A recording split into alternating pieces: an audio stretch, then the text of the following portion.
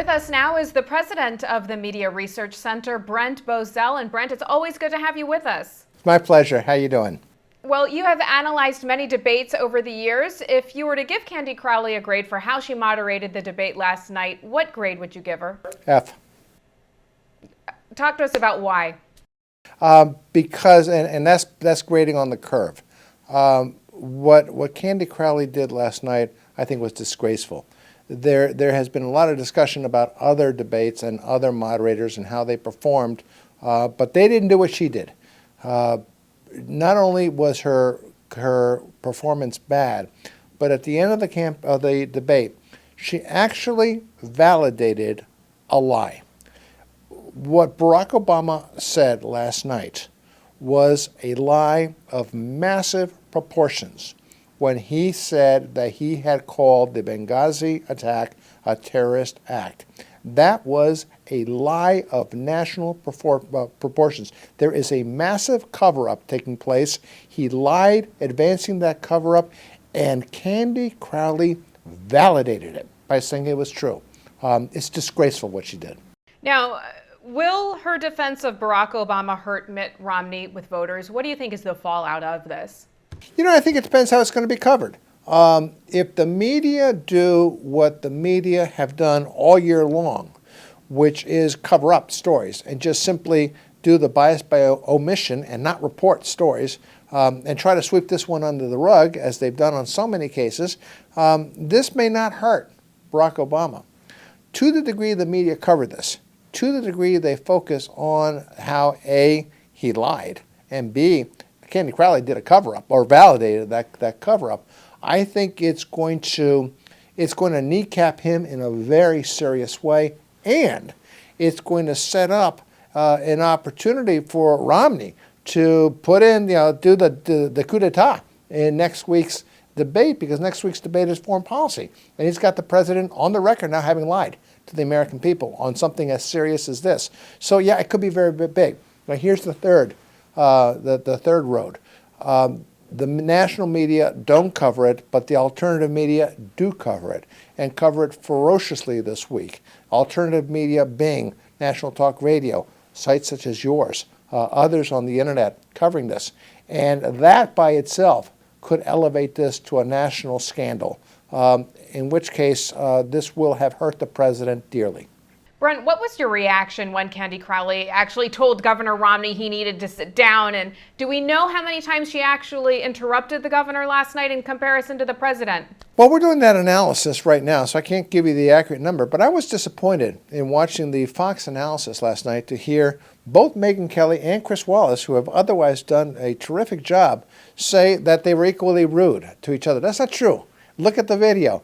Barack Obama was constantly interrupting. He actually got up and got right into Governor Romney's face on things. I don't recall that Mitt Romney once, I could be wrong, I don't recall him once getting up and getting into Obama's face. So I think that she enabled that as well by telling Mitt Romney to stop talking and to sit down while not saying anything to, I loved it when she said, an hour into the debate, she said to Governor Romney, you didn't answer the question that was asked. Well, in fact, Barack Obama had gone for an hour not answering questions he was asked. She let him get away with it, and she beat up Mitt Romney. Like I said, this was a disgraceful performance. And I'll tell you something else. Candy Crowley doesn't have this history. Candy Crowley is not somebody who's on a short list of being biased. So it was a monumental disappointment, I thought, that she would capture that Andy Warhol 15 minutes of fame and do what she did last night. Now, according to your organization, the Media Research Center, journalists favor liberal questions at town hall type debates by a 2-to-1 margin. Though the questions last night came from the audience, they were selected by Candy Crowley and her team. Did the questions last night favor the president? Well, consider this. It was supposed to be half foreign policy, half economic policy. There was one question on Libya, which is a hugely important issue, but there are plenty of other foreign policy issues. One question only, and she cut Mitt Romney off. So she controlled the questions. Is there a bias there? Well, does the sun set in the west?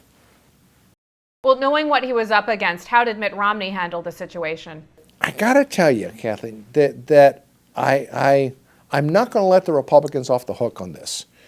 Every 4 years, you have the gnashing of teeth and the beating of breast by Republican leaders.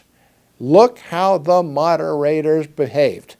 In fact, it was the Republicans who chose those moderators or who allowed those moderators every 4 years. And then liberals behave like liberals, and they say, oh my goodness, did you see how he behaved like or she behaved like a liberal? So Republicans are partially responsible for this one. And they can complain, but only to an extent, because they were the ones who allowed her. So I don't get them off the hook. Brent, is it even possible to find an impartial moderator in the mainstream media these days? And if so, who do you like? Well, I think it can be done. I think you can get someone like Chris Wallace. Chris Wallace is no conservative. Chris Wallace is no conservative activist. Chris Wallace does his level best to be as impartial as he can be. You can be a liberal and be impartial in a debate. The late, great Tim Russert would have been fine in my book doing it. He was a liberal, but he went out of his way to be fair. But you know how easy it is to do this? Ask the right question and just shut up. It's not your job as a moderator to play judge. She played referee last night. She passed judgment on an answer that Mitt Romney had given. This is something the American public is supposed to do. You're just supposed to be fair with your questions and shut up. Tim Russert was magnificent. That's why he had the #1 show on television. He would ask a good, serious question, whether from the left or the right, and allow you to answer it and get out of the way. That's what she should have done. So there are plenty of people I think you could get who are dedicated to the proposition that if I'm a moderator, I ask the question and I get out of the way. You know, there was a lot of talk about how Jim Lehrer lost control of the debate. I don't believe that was the case at all. I think it was wonderful to see the candidates say, we're not going to pay attention to some of these rules. We're going to have a conversation and we're going to have a debate, and the American people are going to decide. I thought he did a good job, more or less, and he's a liberal. Brent, what's your analysis of how the media covered the debate in next day's morning news? It's spin. It's extraordinary. When Obama clearly lost the first debate, the spin was that the altitude was very high, that he was very tired, that he was too focused on foreign events, every excuse possible, but the discussion was style and performance. In fact, style and performance were an issue, but it wasn't the important issue. The important issue was substance. Mitt Romney clobbered him on substance. And where last night was concerned, the style was very well done by Barack Obama, very well done. But the substance wasn't there again. You're not going to have anyone in the press report it that way. All right, Brent Bozell, president of the Media Research Center, thanks so much for being with us. Pleasure, anytime. And thank you for watching Newsmax TV.